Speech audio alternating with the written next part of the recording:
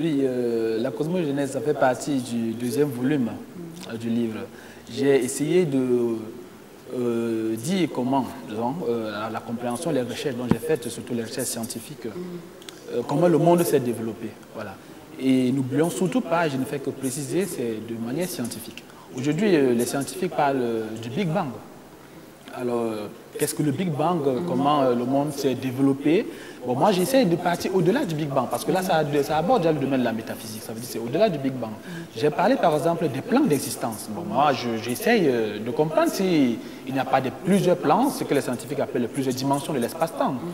Bon, aujourd'hui, savez-vous que les scientifiques ont découvert qu'on ne connaît que 5% à peu près de la matière de tout l'univers.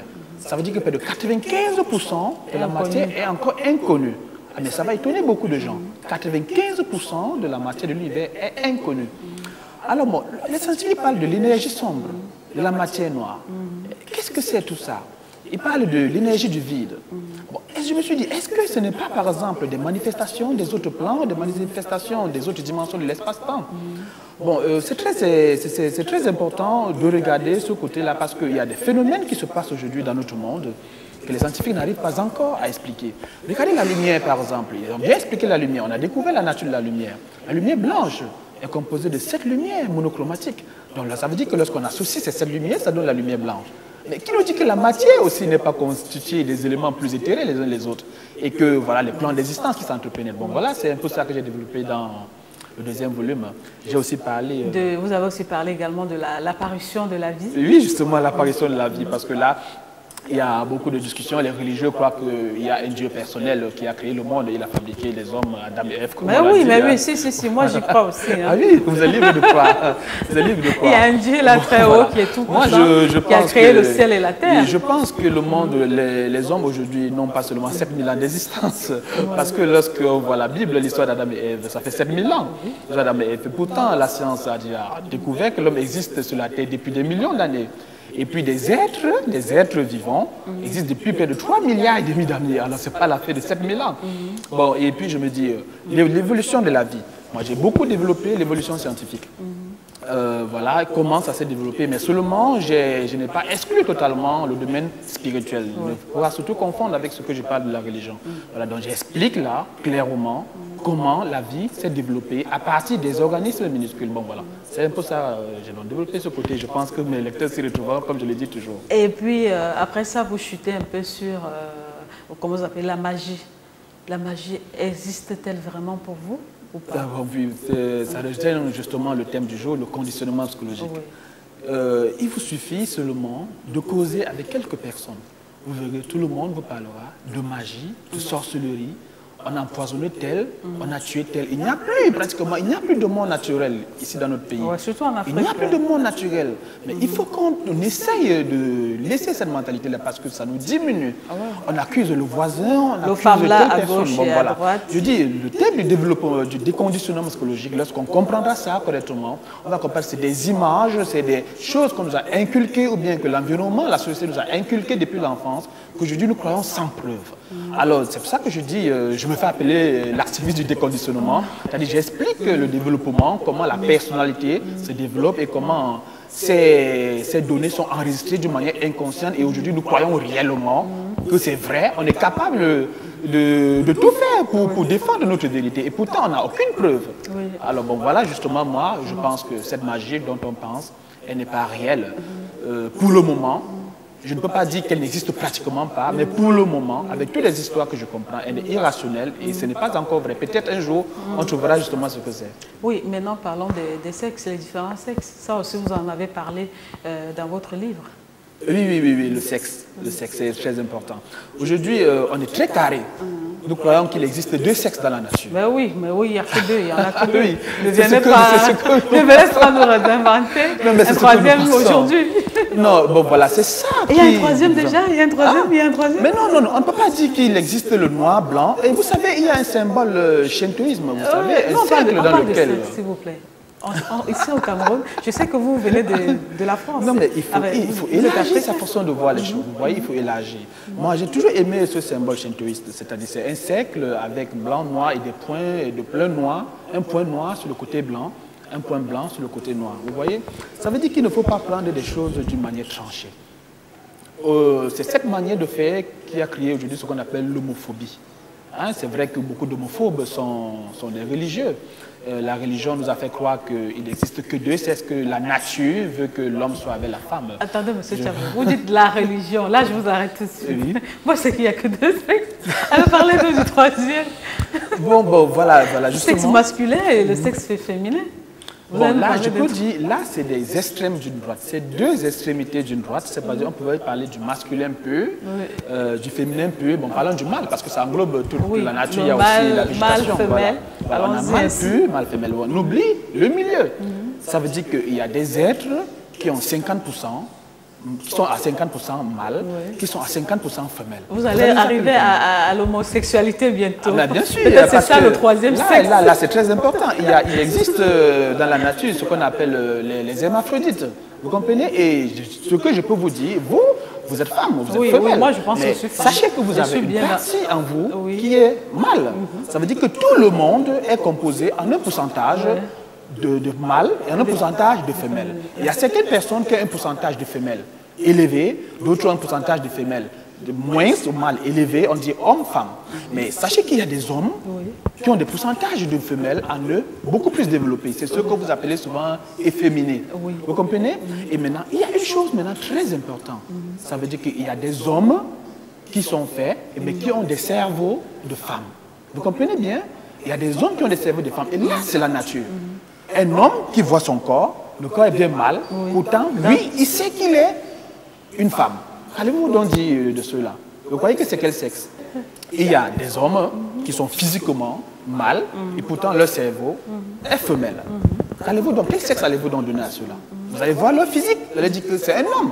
Et mais que pensez-vous de votre cerveau, de son cerveau que vous ne voyez pas? Il y a une femme dans son cerveau. Alors lui, c'est quel sexe maintenant? Vous voyez que si vous tenez seulement compte du masculin et du féminin, vous allez stigmatiser ceux qui se comportent en femelle alors qu'ils sont mâles. Parlons maintenant de la conscience, de l'inconscience. Oui, la conscience, l'inconscient, le subconscient, ça c'est des domaines que j'ai essayé de beaucoup travailler. J'ai beaucoup travaillé. Ça veut dire que j'ai beaucoup étudié, essayé d'étudier Freud, Carl Gustav Jung, qu'ils ont parlé de... Carl Gustav Jung a beaucoup développé ce qu'on appelle l'inconscient collectif. Bon, il y a le thème de la conscience. J'ai pas pris... je suis un peu passé à côté de la définition ordinaire de la conscience parce que je me suis posé la question, est-ce que la conscience n'est pas plutôt une activité de l'être qu'un état d'être? La façon que nous définissons la conscience totalement.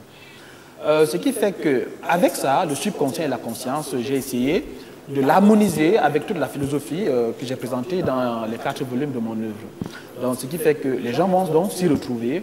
Lorsque j'ai développé le subconscient, ça concerne exactement le conditionnement. Vous savez, Esther, la conscience, s'il était une goutte d'eau, le subconscient est un océan. Et pourtant, cet océan, nous n'en connaissons rien.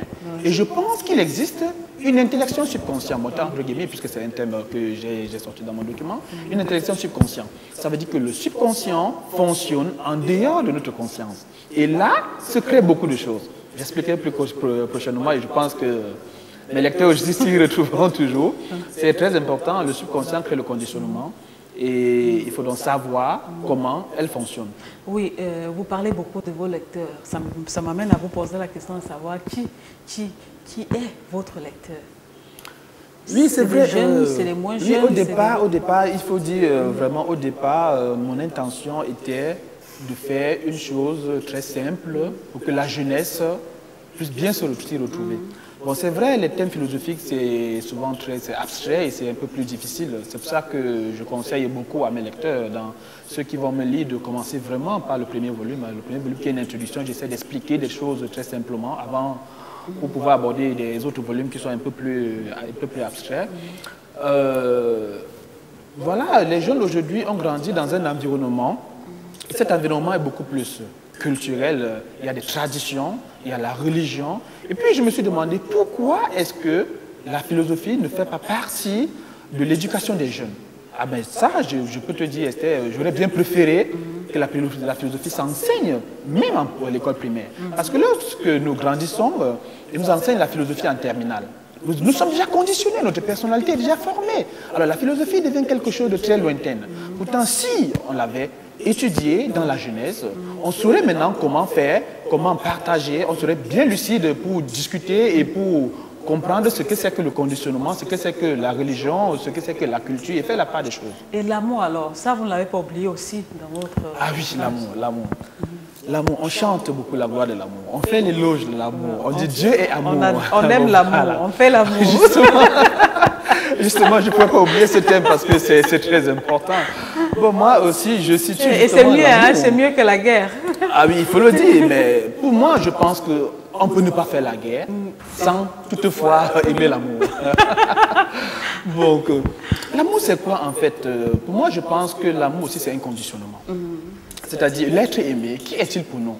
Moi, je pense que c'est une représentation psychologique, c'est-à-dire de l'ensemble des êtres malsains ou bienfaisants qui ont constitué, c'est-à-dire qui ont développé notre enfance, qui ont développé notre personnalité. Vous voyez un peu quand un bébé tète le sein de sa mère, qu'est-ce qui se passe? Il associe le bien-être, que j'appelle la conservation de son être, il associe le bien-être au visage de sa maman. Vous imaginez bien que quand il va grandir, toute personne qui aura le visage de sa maman, il aura tendance à être sympathique, à aimer ce genre de personne. Alors, un enfant qui, à la maison, des gens viennent lui donner quelque chose, des petits cadeaux, ça forme la personnalité. L'enfant associe ses visages au cadeau, c'est-à-dire à la conservation de son être. Celui qui vient, par exemple, le méchant qui vient le frapper, il associe celui-là comme un méchant, donc à celui qui veut détruire son être. Imaginez donc que tout cela a formé sa personnalité. Ça veut dire que quand il va grandir, de manière inconsciente, il aura une représentation psychologique de l'être aimé. C'est ce qu'il va appeler l'être idéal. L'être idéal sera donc la somme de tous ces êtres qui ont agi soit positivement, soit négativement. C'est ainsi qu'il sera sympa, il va être attiré par certaines personnes, il va être repoussé par certaines d'autres. Bon, voilà, aujourd'hui on parle de mystère de l'amour. L'amour n'est pas mystérieux, il suffit de voir comment les êtres sont conditionnés, on pourra savoir pourquoi aimer telle personne, pourquoi ne pas aimer telle autre. Merci, Monsieur Delay, pour vos différentes explications. Et votre mot de la fin, ce sera quoi? Oui, mon mot de la fin, ce sera surtout que les jeunes devraient faire beaucoup d'efforts pour essayer de comprendre si les vérités qu'ils pensent être vraies, oui, c'est qu'ils sont vérifiées, si elles sont réellement vérifiées. Parce que lorsqu'on pose la question, croyez-vous que telle chose est vraie, il vous dit oui. Mais lorsque vous lui demandez la preuve, il est perdu. Mais on vous dira aussi qu'il y a des choses qu'on n'a pas besoin de prouver, comme le domaine que vous abordez. Non, la foi dans la religion et tout ça, on va vous dire il faut croire en Dieu. La foi, c'est quelque chose qu'on espère, qu'on ne voit pas. La foi, on croit que c'est un domaine religieux. Ce n'est pas seulement un domaine religieux. La foi existait avant la religion. L'être humain est constitué, ça dépend, ça fait partie de l'être. À l'hôpital, on utilise la foi. On appelle ça l'effet placebo. Vous comprenez, dans les hôpitaux, ça veut dire qu'on vous donne un comprimé de la tête pour guérir la tête, vous avez mal au ventre. Puisque vous croyez aux médecins, vous guérissez. C'est-à-dire, c'est ça la foi. Mais la religion croit que la foi est en dehors de la raison. Rien de ce qui existe n'est en dehors de la raison. Je vous remercie infiniment, Monsieur Delay. Merci, moi aussi je vous remercie. Voilà, mesdames et messieurs, et c'est ici que prend fin cette autre édition de Passion littéraire. Et je vous donne rendez-vous comme ça la semaine prochaine avec un autre invité.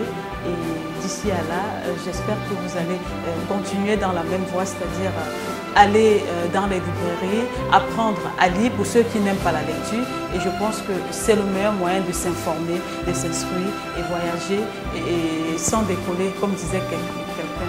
Au revoir et à la semaine prochaine.